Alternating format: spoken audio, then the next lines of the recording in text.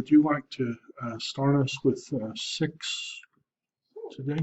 I can tell. And after the sun rose, Mm-hmm.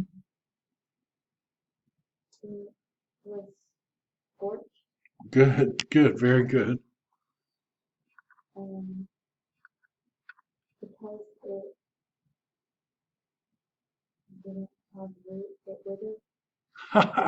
You got the articular infinitive on account of thee not to have root.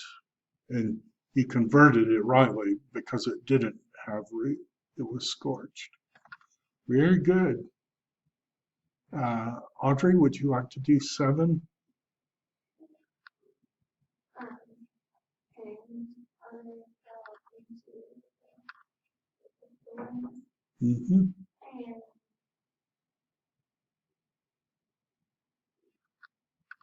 and the thorns came out, and shifted, and it did not live. Good. Very good. Mary Hannah? And others fell into so it's the earth, soil, like deep soil, or Into the soil, the beautiful soil. and like through and right. And since this is a me verb and you've got reduplication, Mm-hmm. that's going to make this the imperfect. Okay, so and was growing. It kept on giving fruit over and over. Okay.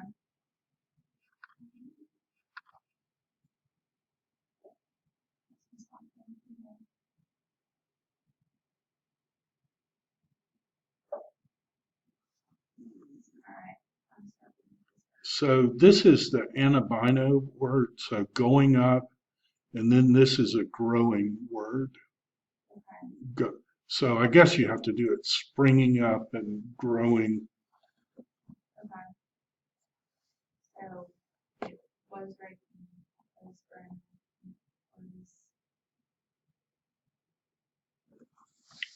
And this is the word carry, or I think bear it means here. Okay. And then this isn't in, it's hen. So 1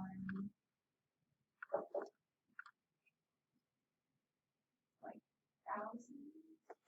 So the way numbers work, you've got haste, mia hen, duo, tria. So, but then if you add conta to the end of it, it turns into the 10 version. Okay. And if you add cosia to the end, it turns into the 1,000 version. So fair conta and then extra conta, those are both in the 10 set. Yeah, so 30 Okay. hexaconta would be 5. 6. 6. Okay, so 300 and then 600 then? I thought it was like 30 and 60 and 100. Oh, okay. So it's 3 times 10, 6 times 10, God. and then 100 just has its own. Okay, sorry, I'm bad at math. No. When I took classical Greek at Georgia, they had when we got to upper level classes, they had graduate students in too, and they were taking the course as a graduate course, and we would do the undergraduate. And I felt really undereducated when a graduate student came in and he had gone to Johns Hopkins, that kind of elite school. And he said, yeah, when we did our math class on geometry. Our textbook was in ancient Greek.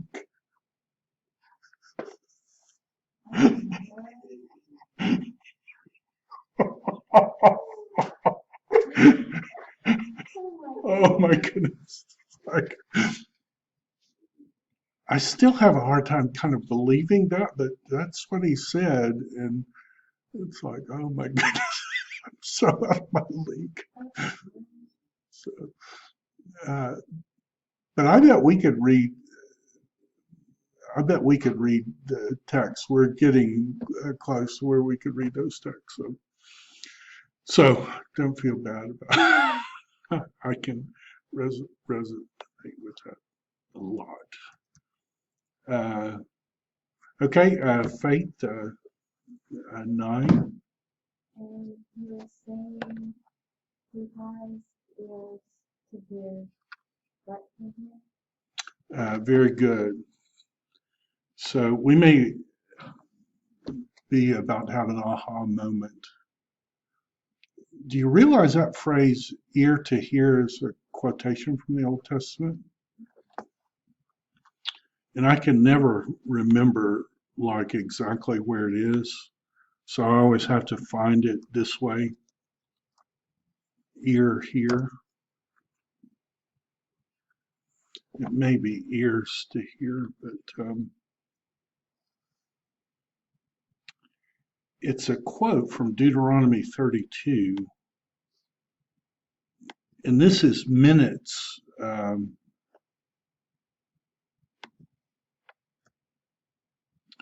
think it's ears. This is minutes away from Moses' death.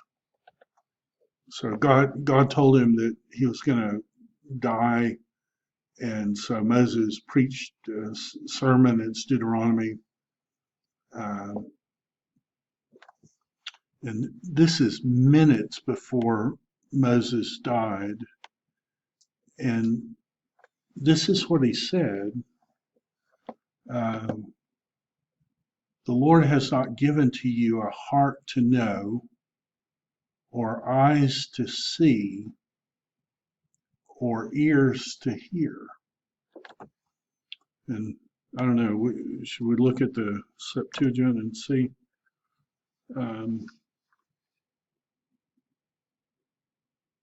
Ears to hear. Do you see how that's an allusion to that passage? Okay, so here's the question I want to ask. What makes the good ground good? So Jesus has said there are 4 different kinds of ground. The ground that gets walked on, the stony ground, the thorny ground, and then the good ground. What makes the good ground good? In that culture, in that day, what makes good ground good? Ground that will bear 30, 60, 100-fold. I'm sure you start putting also like that alongside rivers because that regular water, and the water is usually water conditions. All right, which is true.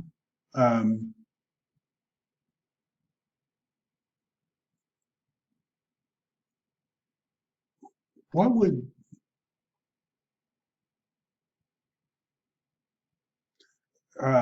can I try a different answer? It's the farmer. Farmer picks out the rocks, pulls up the thorns, fences off so people can't walk on it. Because a lot of people would come to this and say the point of it is be better dirt, right? Point of this parable is just be better dirt, don't be thorn. get rid of the thorns, get rid of the rocks, just be better dirt. But what if Jesus is actually pointing out that, you know, Moses said the reason that you don't love God is because God hasn't given you an ear to hear. And what if Jesus wants us to come and say, God, I'm a bad tree and I'll never bear good fruit until you create in me a clean heart, until you open my eyes and give me an ear to hear, and you stop me from being walked over by the world. I don't know. It does seem interesting to me that he ends this parable with where Moses ends the Pentateuch, because Moses, in the first part of that sermon, he just, says, you know, circumcise your heart, just, but then when he gets to the end, he says, the reason that you haven't responded to God rightly is because God hasn't given you an ear to hear. So, new covenant, David, create in me a clean heart, O God.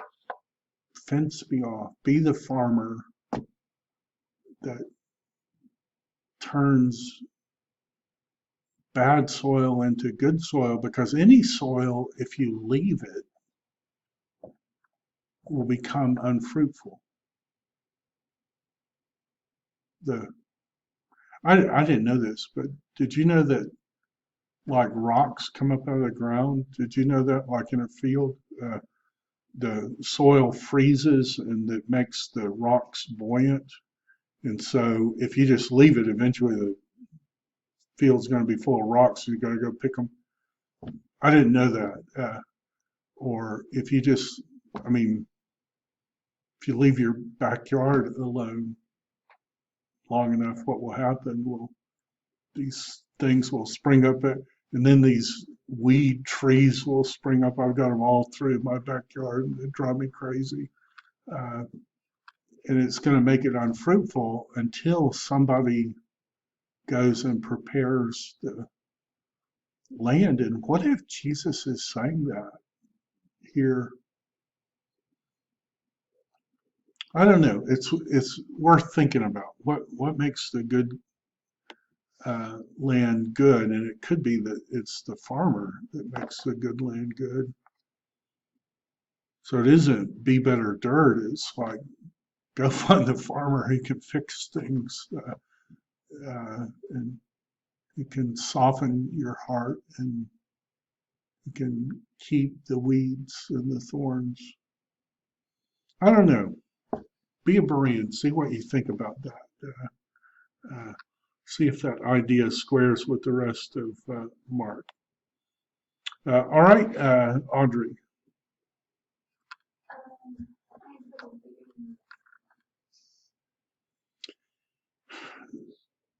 So I guess you have to do it in whenever he became according to alone places, which I guess means whenever they were by themselves or something like that.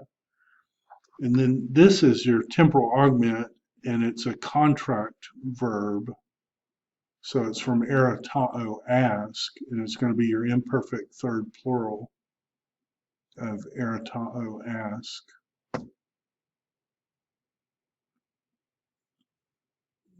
Oh, this is really tricky. And those being around him. So that's using the definite article as a substantive. And that's just everybody does that, the around him. And you have to supply the word people or something like that.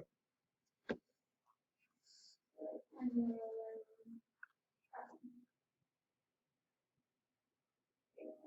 asking him, people around him,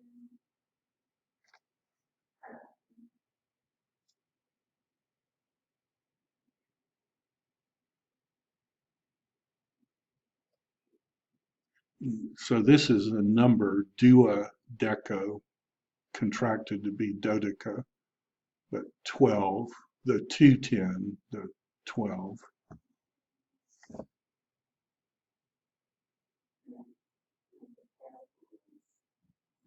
They were asking him the parables, meaning, I guess, they were asking him what the parable meant. Good. Mary Hannah? And he's saying to him, to you, the secrets of the kingdom of God, to those on the outside, in parables, all is given. So that kind of sounds like this God being the farmer and God granting to me. And did you pick up that this is reduplicated, which means it's a past action with a lasting consequence? To you, the mystery has been given. Mystery of the kingdom of God has been given to those on the outside. All things come about in parables.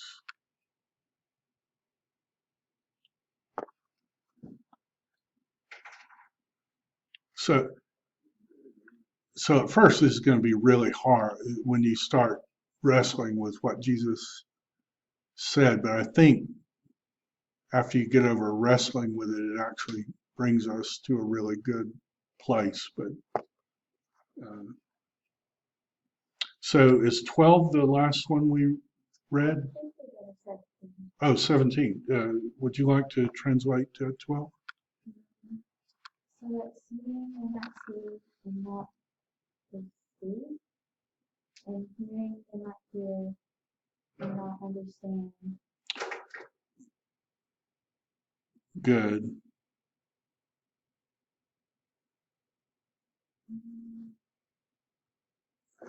Lest ever, may pata, lest ever.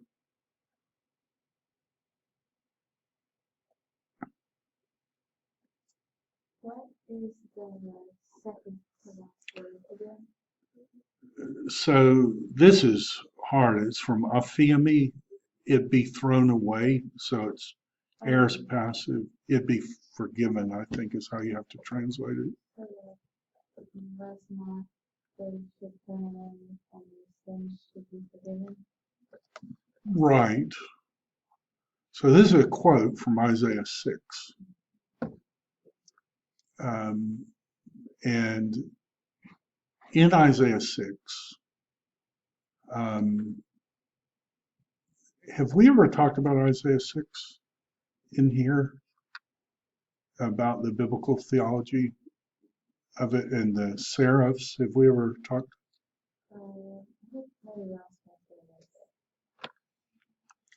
So this is really weird. In the year that King Uzziah died, I saw the Lord high and lifted up. The skirts of his robe filled the temple. Above him stood the seraphs,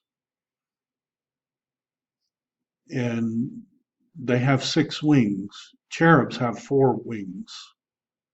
And it's like, what's going on? Who are these creatures? This is where it gets weird. If we just do a lemma search on the word seraph, just show me everywhere in the Bible the word seraph appears. And we should do this in English, I think. This is where it appears.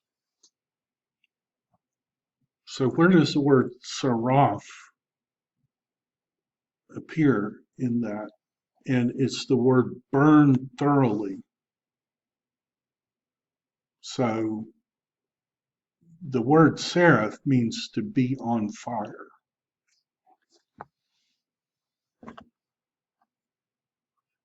when Judah sleeps with his own daughter-in-law and he doesn't know that she's pregnant by him, he thinks she's just pregnant.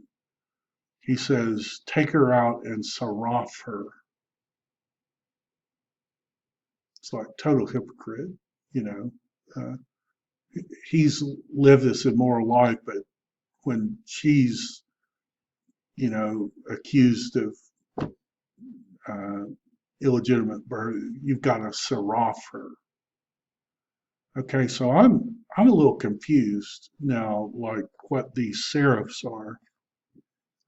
Don't let any of it remain, but you will saraf it until the morning.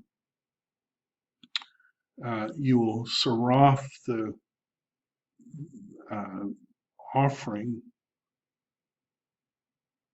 but it gets really weird when you start getting down to numbers.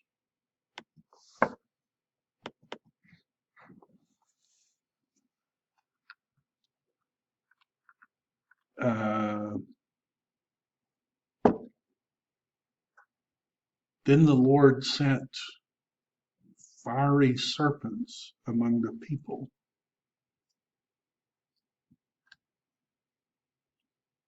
That's our word. Fiery serpent and seraph are the exact same word. And you say, well, that's numbers. Look at Isaiah.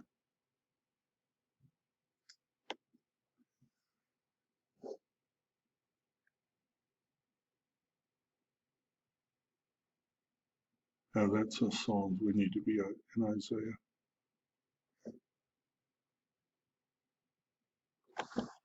So this is Isaiah. Uh, through a land of trouble and anguish. From there comes the lioness and the lion, the adder and the seraph, the flying serpent. And this word flying is the same word used of the seraphs in a really weird verbal thing in Isaiah 6. Okay, in your Isaiah. So you come to the throne of God, you look up, and there's a serpent that's flying around that's on fire. Like, what's going through your mind?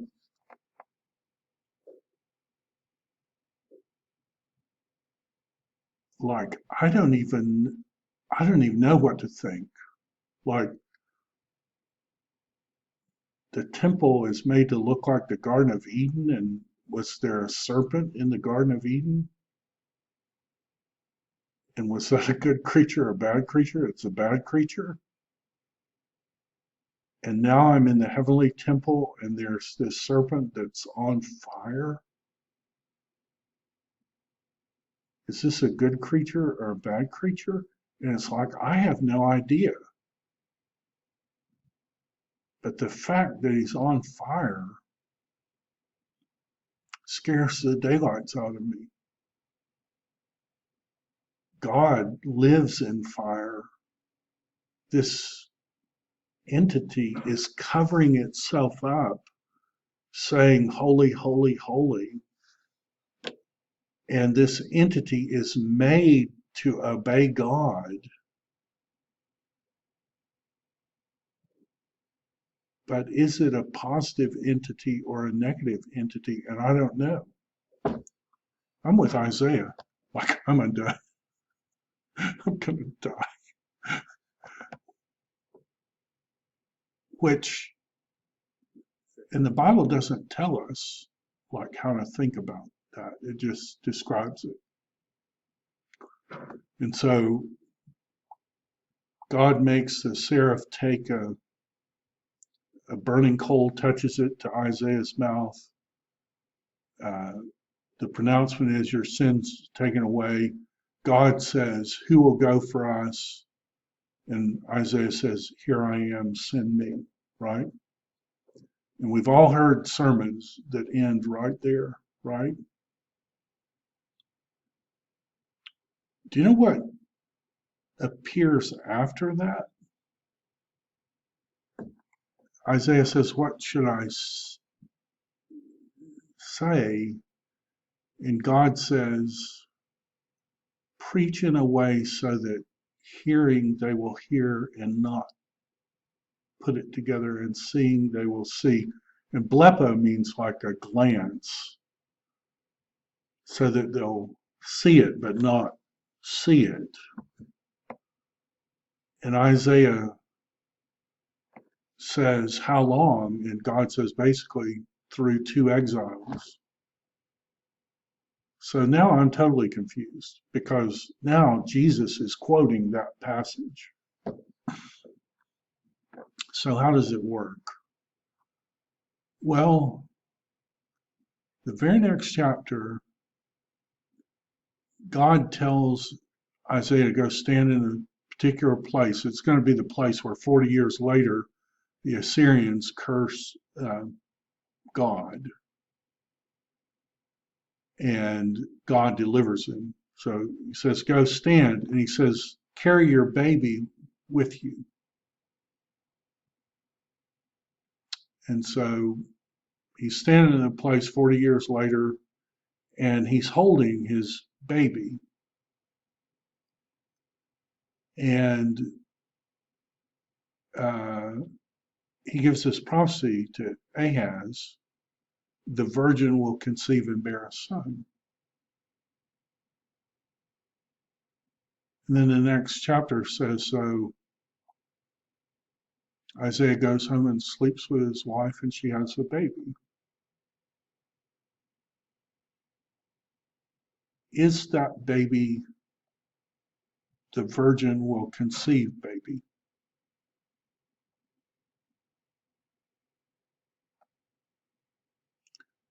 Well, I'm thinking if he's holding his baby, like, I'm just going to guess that they're already married. Like, and so do you see how Isaiah's wife can't be the virgin? He's saying preach in a way so that they'll hear it, but they won't hear it. Make sure you're holding your baby son, because I don't want him to get it. I don't want him to ask the obvious question. And the truth is, if God didn't give us grace, we would all be that close and never ask the question. We'd be like the man who's holding the hyssop branch up while Jesus is on the cross on Passover. The hyssop branch that he was going to take home and put blood on both sides and the top, and there'd be blood on the ground. And he's standing there with a hyssop branch mocking Jesus and saying, if God just gave me more evidence, if he just connected. And it's like the guy standing in Jesus' blood on Passover, both sides of the door, not with a hyssop branch, John tells us. And he doesn't get that Jesus is the Passover lamb, because we all have hard hearts and non-seeing eyes and ears that won't hear until God begins to show that grace and we can see. I think that's how this quote's working myself, but we'll see. So 13, Audrey.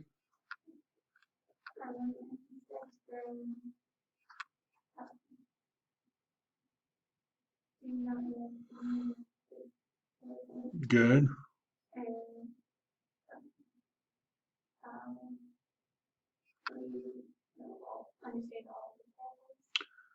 right. And I think that that's an idiom. I think in English we would say that, how will you know any parable? But they're using all in kind of a non-English way, and they do it all the time. They do that. It's all, but it's in the negative, and we would say that any parable, but they don't have a word to do that. They just have this word all. Uh, Mary Hannah, Like the sower, the word is sown. good, good. Faith Mm. Mm. Things that are around the word. or beside the road, like a paralegal is someone who stands beside a lawyer. Uh, so these are the ones beside the road. Where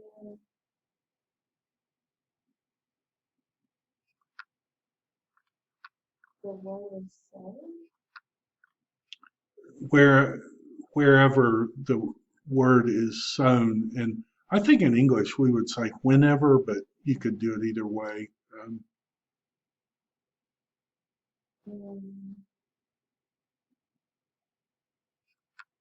the view They hear it, immediately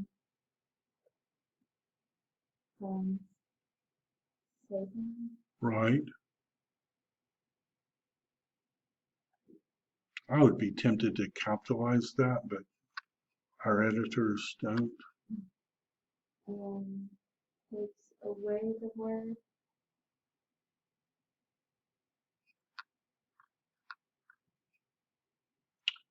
And then this is going to be a perfect of this verb, Having been sown. right? The word having been sown into them. Good. Audrey? This is that unorthodox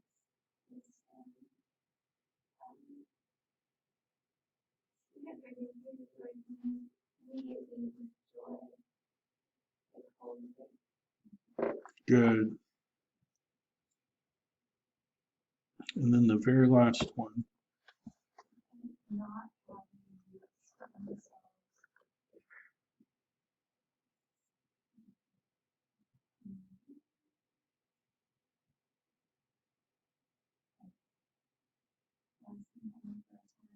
Our temporary, right? Our temporary.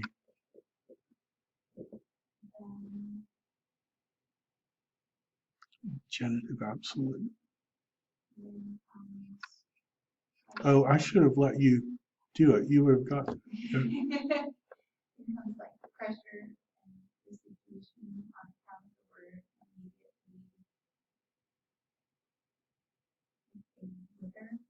immediately. They are scandalized.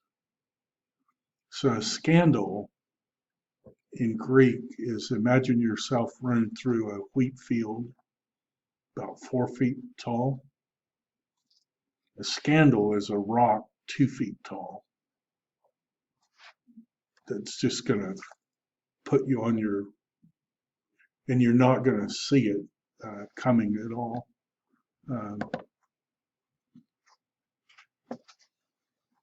Good. Well done today.